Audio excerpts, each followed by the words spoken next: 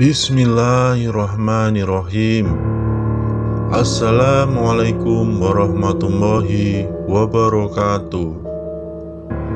Ketemu lagi dengan jalan-jalan unik.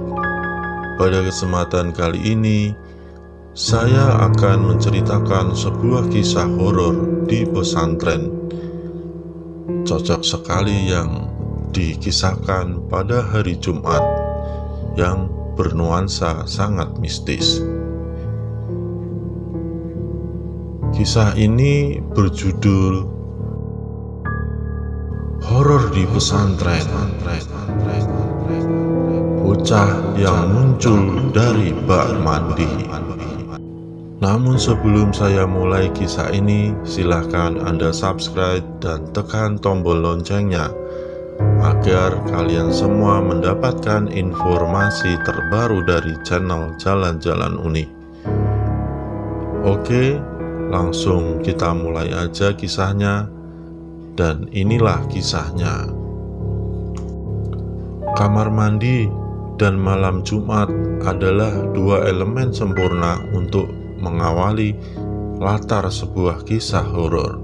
Apalagi jika ditambahkan satu latar lagi, yaitu pondok pesantren.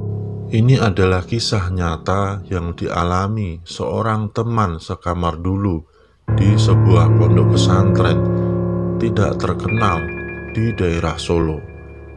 Sebut saja namanya Sedot. Maaf sebelumnya, nama ini bukan karangan. Ini adalah panggilan resmi dari kawan-kawan sekamar. Nama sebenarnya adalah M. Yasir, dan ia hobi banget nyedotin gula yang belum larut dari es teh yang sudah habis dan menyisakan perengkelan es batu itu loh, yang sampai keluar suara seret-seret sampai jadi gepeng sedotannya. Nah, kayak gitu. Awalnya sih dulu panggilannya sedotan, tapi karena kepanjangannya dan merujuk kepada benda tak hidup, maka disingkat saja biar praktis, Sedot. Selain karena kesannya juga lebih padat dan seksi, kata ini juga masuk dalam kategori kata kerja. Jadi ada kesan rajin di sana. Maklum, walaupun cuma panggilan, kami tetap yakin nama adalah doa. Nah, Sedot adalah salah satu dari kawan saya yang sering sekali mandi malam. Bukan karena hobi juga sebenarnya, tapi karena kalau mau mandi sore, antrinya bisa berjibun. Maklum, santri di pesantren saya jumlahnya lebih banyak dari jumlah keluarga di Kelurahan Drono. Lokasi kantornya Mojok, padahal jumlah kamar mandinya sedikit sekali.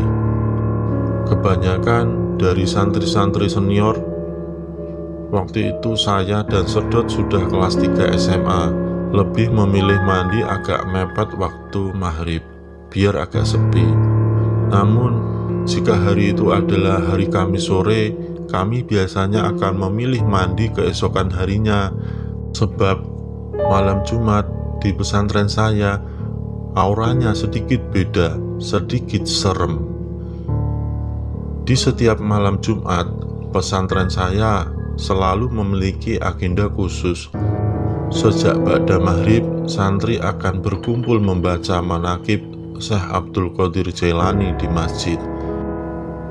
Dilanjutkan dengan membaca Al-Barjanji setelah sholat Isya. Kegiatan ngaji rutin harian diliburkan semua. Ya, maklum hari libur kami adalah hari Jumat, bukan hari Ahad. Jadi jika Anda bingung malam mingguan mau jalan kemana, kami justru linglung. Malam Jumatan mau duduk di serambi masjid sebelah mana, buat ngapain? Ya enggak ngapa-ngapain juga, orang cuma itu hiburannya. Karena hampir semua santri berada di masjid, maka gedung pondok akan sangat sepi, terutama kamar mandi di santri putra yang berada di ujung paling jauh dari masjid pondok. hanya ada dua kategori santri yang tidak ikut kegiatan di masjid saat malam Jumat. Pertama, yang kamarnya kena jatah piket nguras kamar mandi. Kedua, santri yang sorenya belum mandi dan nekat mandi malam-malam. Sialnya, santri kategori kedua malam itu adalah Sedot, teman saya. Sudah jadi rahasia umum kalau kamar mandi pesantren saya itu begitu jorok sekaligus horor. Saluran pembuangan yang mampet, air di bak mandi yang bercampur sabun, dan bikin warnanya seperti air degan. Bahkan kalau kamu beruntung, kamu bisa nemu di lubang WC yang belum sempat disentor. Nah, malam itu Sedot sebenarnya takut juga kalau nekat mandi. Maklum, berbagai cerita-cerita horor di kamar mandi bagi santri yang sengaja bolos kegiatan di masjid malam Jumat sangat banyak sekali. Dari munculnya sepotong tangan yang tahu-tahu bantu nyebokin pantat kita dari lubang WC, sampai sosok menyeramkan yang mendadak muncul dari bak mandi. Itu kisah sehari-hari yang biasa terjadi di pesantren saya.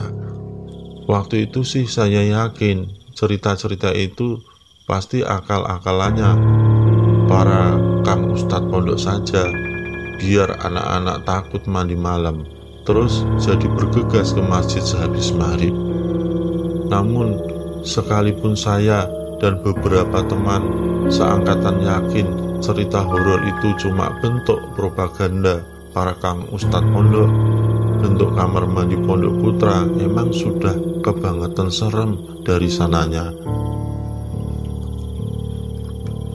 Lah piye, kalaupun hantunya emang gak ada, kalau kamu mandi terus tahu-tahu muncul sebongkah tokai dari lubang WC karena septic tank sudah membludak, apa itu gak serem? Makanya saya yakin propaganda kamar mandi serem Pondok Putra itu bukan hanya bikinannya para ustadz pondok saja, tapi termasuk tukang bangun septic tanknya juga. Berdebah emang, ternyata mereka sekongkol, hehehehe. Tapi pada malam itu ada alasan lain kenapa Sedot nekat mandi di malam Jumat. Ia bercerita ke saya di kemudian hari. Waktu itu dia berani karena yakin tidak akan sendiri. Alah, paling sebentar lagi anak-anak yang piket nguras juga bakalan datang, batin Sedot sambil masuk kamar mandi lorong paling ujung. Oh iya, ada alasan khusus kenapa Sedot memilih kamar mandi paling ujung. Karena kamar mandi ini adalah kamar mandi favorit. Alasannya sederhana, karena satu-satunya keran bak mandi ada di sana. Loh, emang kamar mandi lain nggak ada kerannya ya? Iya, memang tidak ada.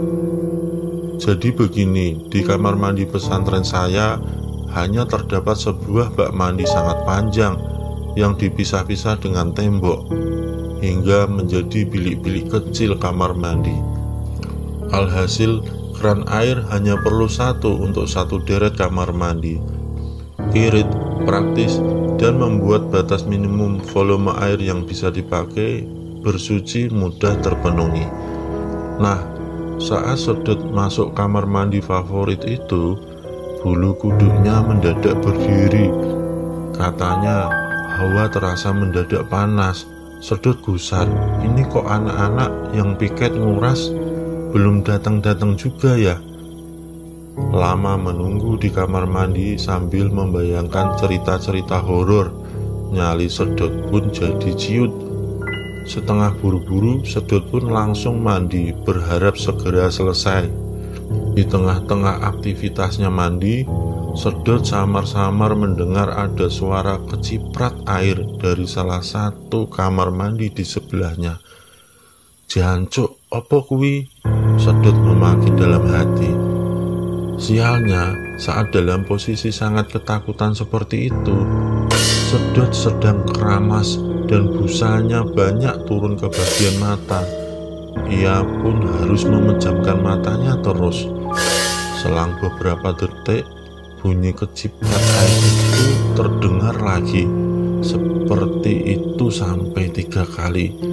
Setelah itu sunyi. Takut dan buru-buru karena tidak bisa melihat apa-apa, Sedot pun mulai membilas rambutnya. Kalaupun ada apa-apa, paling tidak ia bisa melihat apa yang sedang terjadi.